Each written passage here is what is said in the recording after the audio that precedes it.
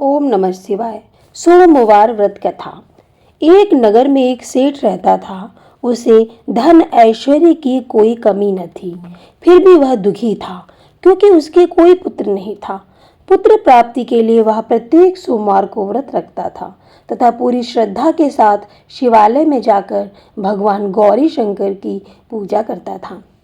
उसके भक्ति भाव से दयामयी पार्वती जी द्रवित हो गईं और एक दिन अच्छा अवसर देखकर उन्होंने शंकर जी से विनती की, स्वामी, यह नगर सेठ आपका परम भक्त है, नियमित रूप से आपका व्रत रखता है, फिर भी पुत्र के अभाव से पीड़ित है। कृपया इसकी मनोकामना पूरी करें। दयालु पार्वती की ऐसी इच्छा को सुनकर भगवान शंकर ने कहा, पार्वती, यह संसार कर्म भूमि है और इसमें जो जैसा करता है वह वैसा ही भरता है। इस साहूकार के भाग्य में पुत्र सुख नहीं है। शंकर के इनकार से पार्वती जी निराश नहीं हुई। उन्होंने शंकर जी से तब तक आग्रह करना जारी रखा जब तक कि वे उस साहूकार को पुत्र सुख देने को तैयार नहीं हो गए। भगवान शंकर ने पार्वती से कहा, तुम्हारी इच्छा है इसलिए मैं इसे एक पुत्र प्रदान करता हूँ, लेकिन इसकी आयु केवल 12 वर्ष होगी। संयोग से नगर सेठ गौरी शंकर संवाद सुन रहा था। समय आने पर नगर सेठ को सर्व सुख पुत्र रत्न की प्राप्ति हुई। सब और खुशियां मनाई गईं। नगर सेठ को बधाइयां दी गईं, लेकिन नगर सेठ की उदासी में कोई कमी नहीं आई क्योंकि वह जानता था कि यह पुत्र केवल 12 वर्ष के लिए प्राप्त हुआ है। उसके बाद काल उसे मुझे छीन लेगा। इतने पर भी सेठ ने सोमवार का व्रत और गौरी शंकर का पूजन हवन यथाविधि पहले की तरह जारी रखा। जब बालक 11 वर्ष का हो गया तो वह पूर्ण युवा जैसा लगने लगा, जिससे सभी चाहने लगे कि उसका विवाह कर दिया जाए। नगर सेठानी का भी यही आग्रह था, किंतु नगर सेठ पुत्र के विवाह के लिए तैयार नहीं हुए। उसने अपने साले को बुलवाकर आदेश दिया कि वह पर्याप्त धन लेकर पुत्र सहित काशी के लिए कूच करे और रास्ते में भजन तथा दान दक्षिणा देता हुआ काशी पहुंचकर सर्व विद्या में पूर्ण बनने का प्रयास करे। मामा भांजे काशी के लिए रवाना हुए। हर पड़ाव पर वे यज्ञ करते, ब्राह्मणों को भोजन कराते, दान दक्षिणा देकर दीनहीनों को संतुष्ट करते। इसी प्रकार वह काशी की ओर बढ़ रहे थे। एक नगर में उनका पड़ाव पड़ा। उस दिन उस नगर के राजा की कन्या का विवाह था। बारात आ चुकी थी, किंतु वर पक्ष वाले भयभीत थे क्योंकि उनका वर एक आंख से काना था। उन्हें एक सुंदर युवक की आवश्यकता थी। गुप्तचरों से राजा को जब सेठ के पुत्र के रूप गुण की चर्चा का पता लगा तो उन्होंने विवाह के पूरा होने तक लड़का यदि दूल्हा बना रहेगा तो वे उन दोनों को बहुत धन देंगे और उनका एहसान मानेंगे। नगर सेठ का लड़का इस बात के लिए राजी हो गया। कन्या पक्ष के लोगों ने राजा की पुत्री के भाग्य की बहुत सराहना की कि उसे कितना सुंदर वर मिला है।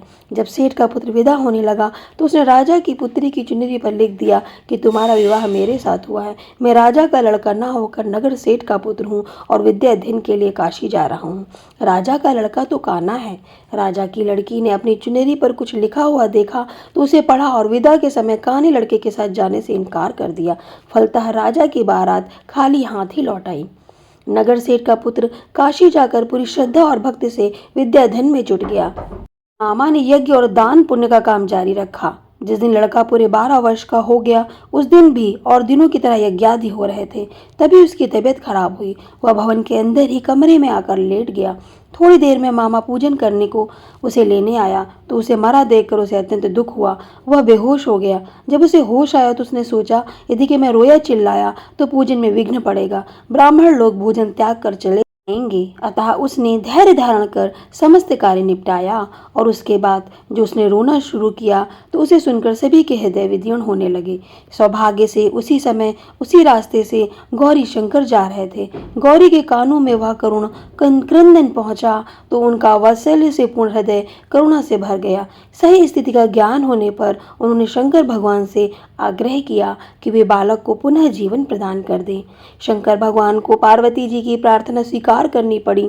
नगर सेठ का इकलौता लाल पुनः जीवित हो गया। शिक्षा समाप्त हो चुकी थी। मामा भांजे दोनों वापस अपने नगर के लिए रवाना हुए।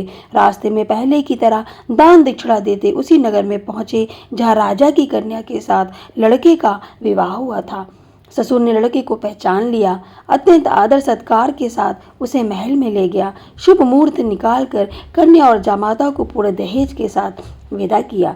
नगर सेठ का लड़का पत्नी के साथ जब अपने घर पहुंचा तो पिता को यकीन ही नहीं आया। लड़के के माता पिता अपने हवेली की छत पर चढ़े बैठे थे। उनकी प्रतिज्ञा थी कि वहां से तभी उतरेंगे जब उनका लड़का स्वयं अपने हाथ से उन्हें नीचे उतारेगा, वरना ऊपर से ही छलांग लगाकर आत्महत्या कर लेंगे। पुत्र अपनी पत्नी के साथ हवेली की छत पर गया।